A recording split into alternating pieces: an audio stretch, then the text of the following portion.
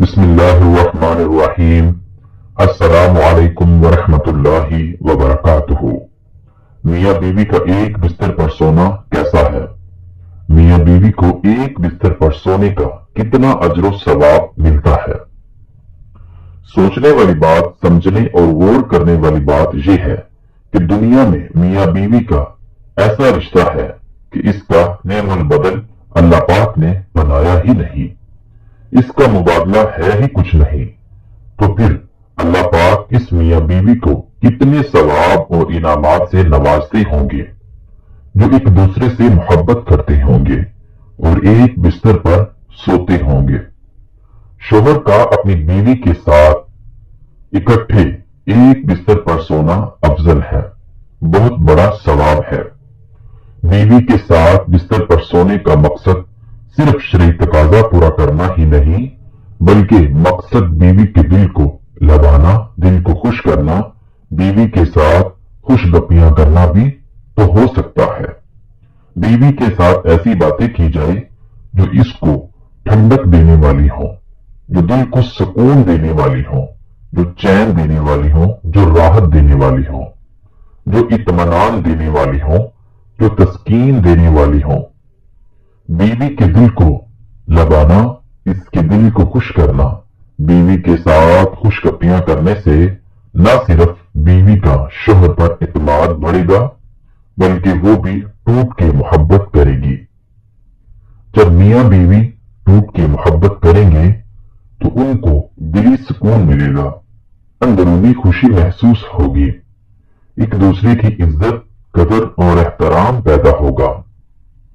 اس سے نہ صرف وہ بظاہر خود خوش رہ پائیں گے، بلکہ اس محبت اور عزت کا اثر اولاد میں بھی منتقل ہوگا۔ جب ایک شوہر بیوی کے دل کو لگائے گا، اس کے دل کو خوش کرے گا، اس کے ساتھ خوش گپیاں کرے گا، تو ایسی بیوی پھر اس کی اولاد میں بھی وہی محبت بانٹے گی، وہی محبت اور احترام منتقل کرے گی جو اس کو اس کے شوہر نے دیا ہوگا۔ بیوی کے دل کو خوش کرنے کے لیے آیام کے دنوں میں بھی اس کے قریب ہو جانا، گویا یہ بھی نبی علیہ الصلوۃ والسلام کی سنت ہے۔ جب ہم فزیکلی اپنی بیوی کے ساتھ وہ محبت بھری باتیں کریں گے، وہ سرگوشیاں کریں گے، اس سے پیار کریں گے، بوسو کنار کریں گے، تو محبت بڑھتی چلی جائے گی، زندگی سنورتی چلی جائے گی، گھر خوشیوں سے مہک اٹھیں گے۔ یہ جو محبت کے کلمات اپنی بیویوں سے بولنا، یہ محبت کی باتیں کرنا، اس کے بارے میں ایک واقعہ آپ کو سناتا ہوں کہ رسول اللہ صلی اللہ علیہ وسلم نے ایک صحابی کو دیکھا تو آپ نے فرمایا، اس کے کپڑوں پر کچھ ایسی چیز کے آثار تھے۔ آپ نے فرمایا، آپ نے عقیدہ کر لیا؟ انہوں نے کہا، ہاں یا رسول اللہ صلی اللہ علیہ وسلم۔ آپ نے پوچھا، آپ نے بیوہ سے کیا یا کنواری سے کیا؟ تو صحابی نے کہا، اللہ کے نبی، میں نے بیوہ سے کیا۔ آپ صلی اللہ علیہ وسلم نے فرمایا کہ تو نے کسی کنواری سے کیوں نہیں کیا؟ تو اس سے کھیلتے وہ تم سے کھیلتی۔ ان الفاظ کی گہرائی کو جانو، یہ کھیلنا کیا ہے؟ وہ خاص لمحات ہوتے ہیں، ان کو خوشگوار بنانے کے لیے ایک دوسرے کے ساتھ کھیلنا تھا، خوش گپیاں کرنی تھی، باتیں کرنی تھی۔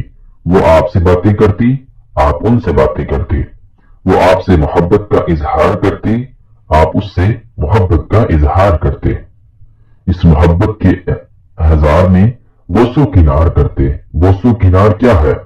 یہ کسنگ کرنا، یہ حق کرنا، یہ ایک دوسرے کو قریب کرنا ہے۔ رسول اللہ صلی اللہ علیہ وسلم نے فرمایا، سب سے اچھی عورت وہ ہے جب شوہر اس کی طرف دیکھے تو وہ اسے خوش کر دے، جو کچھ کہے تو مان لے اور اپنی جان و مال اپنے شوہر کے خلاف نہ کرے، جو اس کو ناگوار ہو۔ رسول اللہ صلی اللہ علیہ وسلم نے فرمایا، جب شوہر اپنی بیوی کی طرف اور بیوی شوہر کی طرف دیکھتی ہے تو اللہ تعالیٰ دونوں کی طرف رحمت کی نظر سے دیکھتے ہیں۔ سبحان اللہ۔ رسول اللہ صلی اللہ علیہ وسلم نے فرمایا، ایسی عورت پر اللہ تعالیٰ کی رحمت نازل ہو جو رات کو اٹھ کر تہجد پڑھے اور اپنے خاوند کو بھی جگائے۔ رسول اللہ صلی اللہ علیہ وسلم نے فرمایا، سب سے اچھا خزانہ نیک بخت عورت ہے کہ خاوند اس کو دیکھنے سے خوش ہو جائے اور خاوند کوئی کام سے اس کو بلائے تو عمل بجا لائے، اور جب خاوند گھر پر نہ ہو تو اپنی عزت اور آبرو کی حفاظت کرے۔ اللہ سبحانہ تعالیٰ نے میاں بیوی کے درمیان احسن معاشرات اور ایک دوسرے کے حقوق کو ادا کرنا واجب قرار دیا ہے تاکہ شادی کی منفعت اور مصلحت پوری ہو سکے۔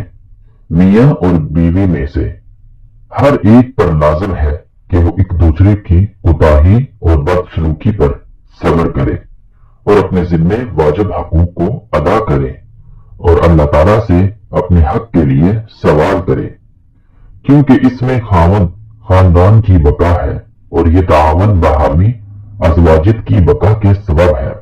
تم اپنے شوہر کی کوتاہیوں پر صبر کرو اور وہ تم پر جو زوجت کے حقوق واجب ہیں ان کو ادا کرو۔ انشاءاللہ اس کا انجام اچھا ہوگا اور یہ بھی ہو سکتا ہے کہ تمہارا اپنے واجبات کو ادا کرنا اس کی شرمندگی کا باعث بن جائے۔ حضرت عمر رضی اللہ تعالی عنہ کے پاس ایک شخص آیا، گردو غبار سے الٹا ہوا، بال بکھری ہوئے، اس کے ساتھ اس کی بیوی تھی جو کہہ رہی تھی، اے امیر المؤمنین، اس کے ساتھ نہیں، یہ میرے لیے ہے نہ میں اس کے لیے۔ آپ نے جان لیا کہ عورت اپنے شوہر سے نفرت کرتی ہے، اسی لیے آپ نے شوہر کو حکم دیا کہ وہ غسل کرے اور اپنے سر کے بالوں کو ترواش لے اور ناخن کتروا لے۔ جب شوہر فارغ ہو کر آیا تو آپ نے کہا کہ اب بیوی کے سامنے آؤ۔ بیوی نے دیکھا تو ایک دم حیران رہ گئی اور نہ پہچاننے کی وجہ سے پیچھے ہٹنے لگی۔ پھر جب پہچان لیا تو اس کا بوسہ لیا اور اپنے دعوے سے دستبردار ہو گئی۔ حضرت عمر رضی اللہ تعالی عنہ نے فرمایا کہ تمہیں ان کے ساتھ اسی طرح کا برتاؤ کرنا چاہیے۔ اللہ کی قسم انہیں یہ پسند ہے کہ تم ان کے لیے آراستہ پیوستہ ہو، جیسے تم چاہتی ہو کہ وہ تمہارے لیے بنی سنوری رہیں۔ شوہر کو چاہیے کہ بیوی کے سامنے آئے تو میلے ٹچیلے اور گندے کپڑوں میں نہ آئے، بلکہ بدن، لباس اور بستر وغیرہ کی صفائی ستھرائی کا خاص طور پر خیال رکھے، کیونکہ شوہر جس طرح یہ چاہتا ہے کہ اس کی بیوی بناؤ سنگار کے ساتھ رہے، اسی طرح عورت یعنی بیوی بھی یہی چاہتی ہے کہ میرا شوہر میلا کچیلا نہ ہو۔ لہذا میاں بیوی دونوں کو ہمیشہ ایک دوسرے کے جذبات اور احساسات کا لحاظ رکھنا بہت ضروری ہے۔ ضروری نہیں ہر مرد کو اس کی پسند اور خواہش کے مطابق بیوی مل جائے۔